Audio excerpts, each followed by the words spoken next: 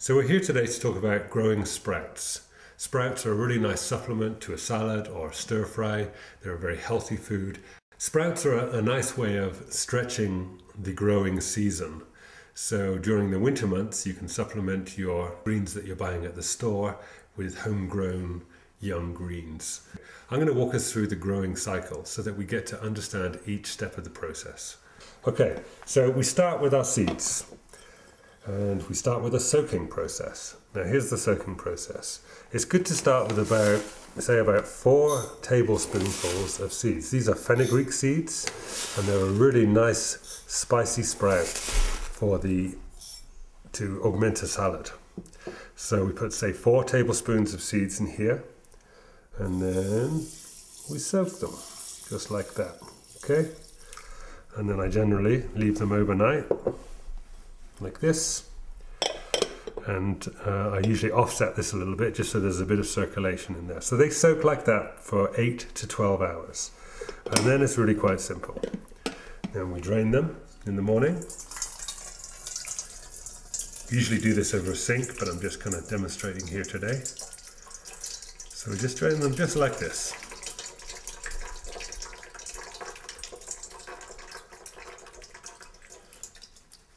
Shake off the extra water, just like that. And that's that.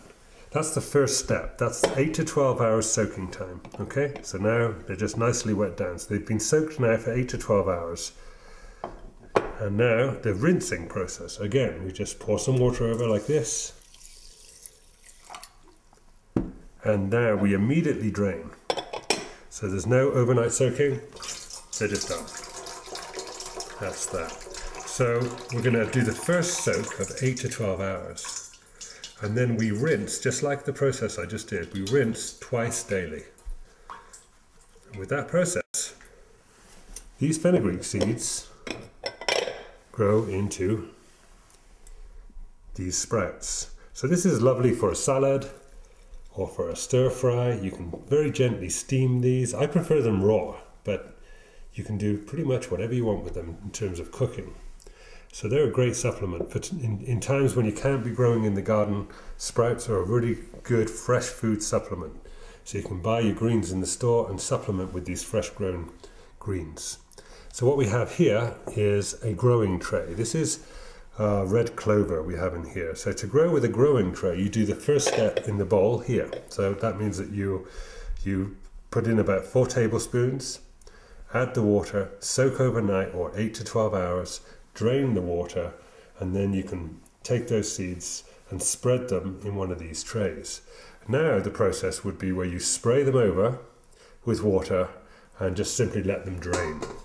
And then when they've drained through, you put them back into the rack, just like this. Then usually what I do is I set one like that, and then I set the other one just like this, just slightly off center like that, and that gives both trays enough air to circulate through. So then I put my growing tray lid just like that. So all the trays have now got a little air circulating through, and then they transform from this kind of height to this kind of height. These are daikon radish, really nice spicy sprout. So these, as you can see, these are not really fully greened up. So at the end of the growing cycle, round about now, I would put them in a window with indirect sunlight, not direct sunlight, indirect sunlight, and then they're going to green up really nicely. Seeds to sprout. My favourite sprouts are daikon radish, red clover, lentil, mung bean, and fenugreek. That's kind of a nice collection. All those sprouts are very easy to grow. Okay, so generally speaking, to get from this stage where they've just been soaked overnight or 8 to 12 hours to get to this stage where they're fully grown and ready to eat takes about 4 or 5 days. And that's soaking twice daily. And then there's other ways of preparing sprouts. These are kind of fully grown leafy sprouts, but there's a lot of nuts and seeds that just require an overnight soaking just to kind of activate them and have the tiny little sprout going. So here we have these are hulled sunflower seeds. So when I use these on salads, I'm just going to soak them for one night, then rinse them for probably 1 or 2 days, just so that the small sprout pops out, and then they're ready to eat. So here's our growing rack, and this is you can put a rack like this right next to your sink in the kitchen. It's nice if it's kind of close to an indirect light. And the reason that we use these wireframe racks is that you attain a really good air circulation. Sprouts can be susceptible to kind of a fuzzy mold growth that can set in. So having the air circulation works really, really great.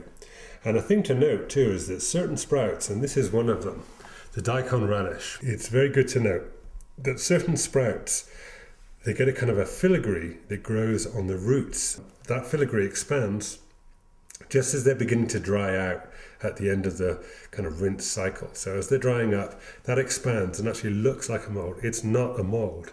It's actually just the roots puffing out. So as soon as you wet them down again, that disappears and they're back to normal. So it's good to kind of get a book or go online and learn a little bit about growing each one of the sprouts that you're attempting to grow. So on one tray like this, you can actually grow most of the sprouts for a family. And I find that even during the winter months, I can supplement about 50% of my salads using this sprouting system right here. So as you can see, this one small tray in the kitchen can actually handle quite a lot of growing space and storage space. Sprouting is, as you can see, a very, very simple way of supplementing your food diet with homegrown foods. I managed to supplement about 50% of my salads using sprouts. I also make raw pates, raw hummus, raw curries. There's many ways of taking sprouts and actually process them into a really nice, tasty food product. And combined with balcony growing, if you don't have the luxury of a big garden, growing sprouts in the kitchen, you can grow potted herbs in sunny windows, you can grow on your balcony, and it's really quite incredible how much food you can grow simply by taking advantage of sunny areas in and around your home. For the small-scale farmer, commercial sprouting can be a really great supplement when the crops are still coming in the spring months or fading out in the fall months. And if you're doing CSA farming, they're a great way of supplementing the yield. For the farmer's market, anybody can actually run a nice little business doing these young sprouts as a cash crop and make a fairly nice little living just on this kind of indoor farming. Now for me, growing sprouts was the way I began gardening. This kind of connected me to the growing cycle and kind of developed my appreciation for homegrown fresh foods.